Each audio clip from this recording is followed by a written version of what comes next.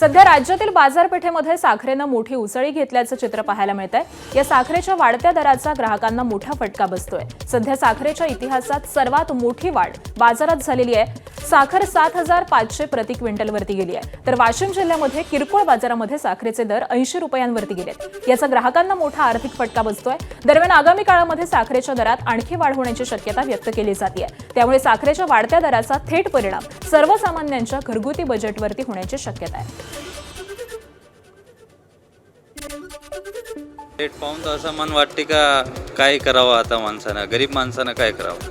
आता मागच्या महिन्यात आलतो तर 42 होती, आता आला तर 72 आहे आणि असं समजा का 30 रुपये लगभग वाढले।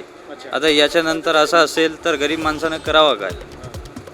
किती नेणार आता साखर? पहिले किती साखर नेत होते, आता काय? पहिलं आम्ही 5-6 किलो नेत होतो, आता काय 1-2 किलो न्याय लागेल आणि ते आता आपल्या आम जेवर ते हे पडणार आहे परिणाम।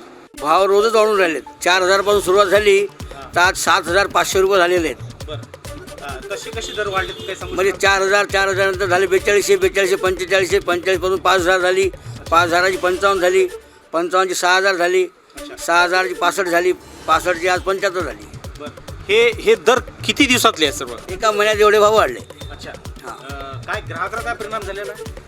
गिरायकावर म्हणजे गिरायक नाराज होऊन राहिलेत बुवा, एवढे भाव काऊन कशामुळे वाढायला लागले आम्हाला माहीत नाही बुवा कशामुळे वाढायला लागले। काय शक्यता वाटते आणखी दर वाढतील? काहीच सांगू शकत नाही बुवा। जसे फॅक्टरीने भाव वाढवतो तसे कारखान्याने भाव वाढवतो, तसे आम्ही भाव वाढवतो।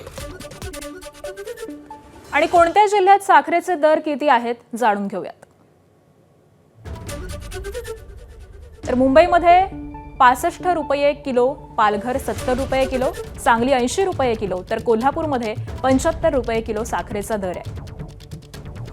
त्यानंतर पुणे जिल्ह्यामध्ये 72 रुपये किलो, साताऱ्यात 70 रुपये किलो, जळगावात 68 रुपये किलो, नाशिकमध्ये 75 रुपये किलो। त्याबरोबरच रत्नागिरीत 62 रुपये किलो, नांदेडमध्ये 65, लातूर 70 आणि हिंगोलीमध्ये 70 रुपये किलो। त्याचबरोबर परभणी जिल्ह्यातला साखरेचा दर आहे 70 रुपये किलो, नागपूर 60, बुलढाणा 80 आणि गोंदिया 70 रुपये किलो। परभणीमध्ये 70, नागपूर 60, बुलढाणा 80 आणि गोंदिया 70 हे साखरेचे आपण या जिल्ह्यांमधले दर पाहतोय। यवतमाळमध्ये 68 रुपये किलो, गडचिरोली 64 आणि वाशिम 65 रुपये किलो इतका साखरेचा दर पोहोचलेला आहे। आणि दरम्यान साखर का महागली आहे ग्राफिक्सच्या माध्यमातून पाहूयात। सोलापूर, सांगली, कोल्हापूर या साखरपट्ट्यात गेल्या वर्षी उत्पादन घटलं। श्रावण सणांमुळे मागणीमध्येही वाढ झाली आहे। ऊसापासून साखरेऐवजी इथेनॉल निर्मितीवरती भर दिला जातोय। साखरेचा साठा घटला, 3 दशकातला निच्चांकी साठा सध्या पोहोचलेला आहे। तर केंद्राकडून बाजारात विक्रीसाठी जाहीर होणारा मासिक कोटा कमी करण्यात आलाय। दर जास्त मिळतील म्हणून कारखाने मोठ्या व्यापाऱ्यांकडून साखर विक्रीत घट करतात। तर ही काही प्रमुख कारणं आहेत ज्यामुळे साखरेचे दर वाढलेत। हिंगोलीत साखरेचे दर तब्बल 75 रुपये किलोपर्यंत पोहोचलेले आहेत। साखरेच्या दरामध्ये झालेली ही मोठी वाढ आता थेट मिठाई व्यवसायाच्या गणितावरती परिणाम करू लागली आहे, कारण मिठाई तयार करण्यासाठी साखर हा सर्वात महत्त्वाचा आणि मोठ्या प्रमाणावरती वापरला जाणारा घटक आहे। त्यामुळे साखर महागली आणि मिठाई विक्रेत्यांचा उत्पादन खर्चही वाढला। याचा परिणाम मिठाईच्या दरांवरती होण्याची शक्यता आहे। आता समजा आपण पहिले जी साखर घेत होतो त्याच्यात आज त्या साखरेच्या भावामध्ये डबल भाव झाले, तर आता इथून पुढं जर हेच भाव राहील तर पुढं मिठाईचे आपल्याला भाव वाढवून लागेल। आणि पूर्ण आता समोर पूर्ण सण आहे, तर सणामुळे जे माणूस अर्धा किलो घेणारा ते मिठाई थोडी कमी घेईल। आता महागाई वाढली, आपण मिठाईचे भाव वाढवले तर जे माणूस ज्याचं बजेट असते ते सगळं पूर्ण विश्लेष होऊन जाते ना। म्हणजे त्याला जर समजा 1000 रुपयाची घ्यायची असते तर ती आता म्हणजे भाव वाढले, आपण 500चे घेऊ, 800चे घेऊ, तेवढा फरक तर व्यापारमध्ये पडणारच। मराठी भाषा न येणाऱ्या रिक्षा आणि टॅक्सी चालकांवरती सुरू झालेल्या कारवाईचा आज दुसरा दिवस आहे। या मोहिमेमुळे प्रादेशिक परिवहन विभागानं नियम उल्लंघन करणाऱ्यांवरती देखरेख आणि दंडात्मक कारवाई तीव्र केली आहे। राज्याचे परिवहन मंत्री प्रताप सरनाईक यांनी दिलेल्या माहितीनुसार प्रादेशिक परिवहन विभागाच्या वायुवेग पथकाद्वारे ही तपासणी केली जाते। दरम्यान व्यावहारिक मराठी येत नसलेल्या राज्यातील 1268 रिक्षा टॅक्सी चालकांना परिवहन विभागानं नोटीस दिल्यात। या चालकांना मराठी शिकण्यासाठी 1 महिन्याची मुदत दिली आहे। या मुदतीमध्ये मराठी न शिकल्यास बॅच 3 महिन्यांसाठी निलंबित करण्यात येणार आहे। दरम्यान ही तपासणी मोहीम 30 सप्टेंबर 2026 पर्यंत सुरू राहणार आहे।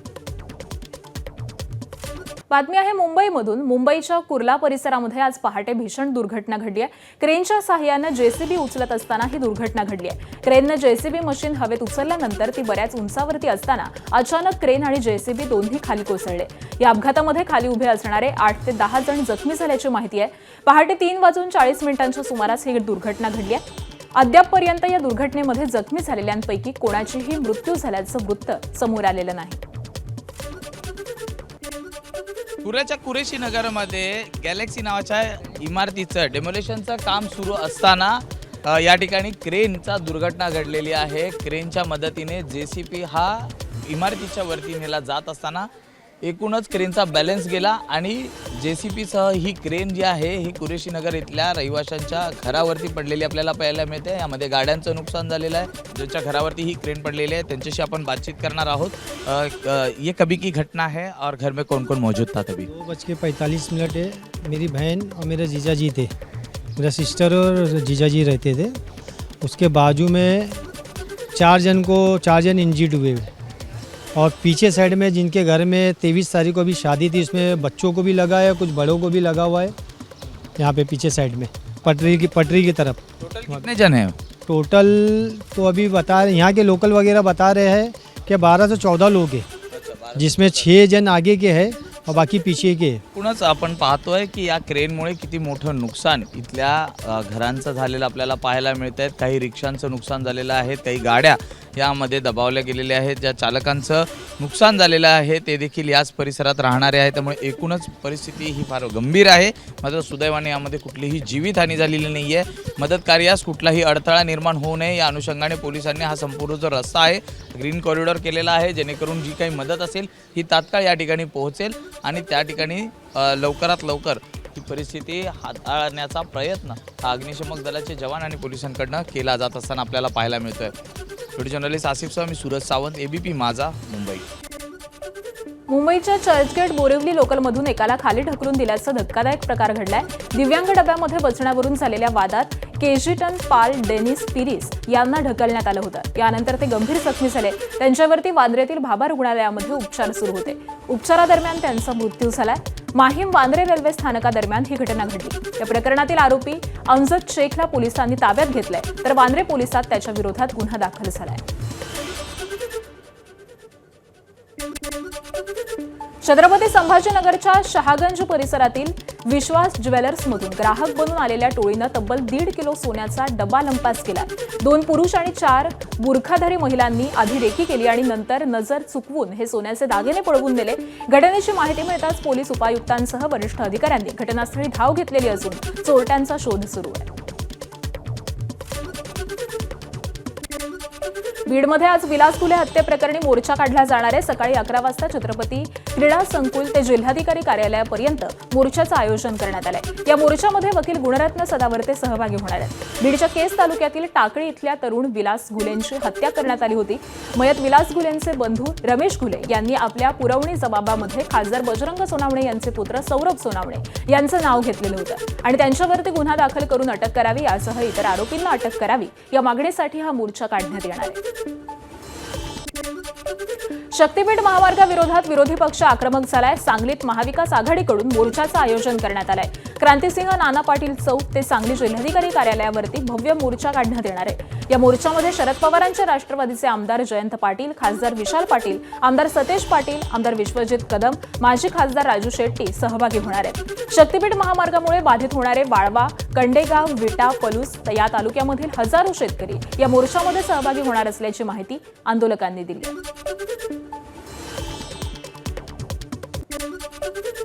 बीडच्या आष्टीमध्ये कृत्रिम दूध तयार करण्यासाठी वापरण्यात येणाऱ्या भेसळयुक्त 72 पोती पावडर अन्न औषध प्रशासन आणि पोलीस प्रशासनानं संयुक्त कारवाई करत मोठी कारवाई केली आहे. आष्टी जामगाव रस्त्यावरती एका महिंद्रा बोलेरो पिकअप अडवून तपासणी केली असता त्यामध्ये दुधात भेसळ करण्यासाठी वापरली जाणारी व्हे पावडरचे 47 पोती आढळून आली आहेत. वाहनातील चालकांकडे अधिक चौकशीनंतर यापूर्वी 25 पोती आष्टीतील एका पत्र्याच्या शेडमध्ये ठेवल्याची माहिती दिली. पोलिसांनी दोन्ही ठिकाणांहून विनापरवाना आणि मानवी आरोग्यास अपायकारक असलेली एकूण 2,69,700 रुपये किमतीची पावडर आणि वाहन जप्त केलंय. एबीपी माझा, उघडा डोळे बघा नीट.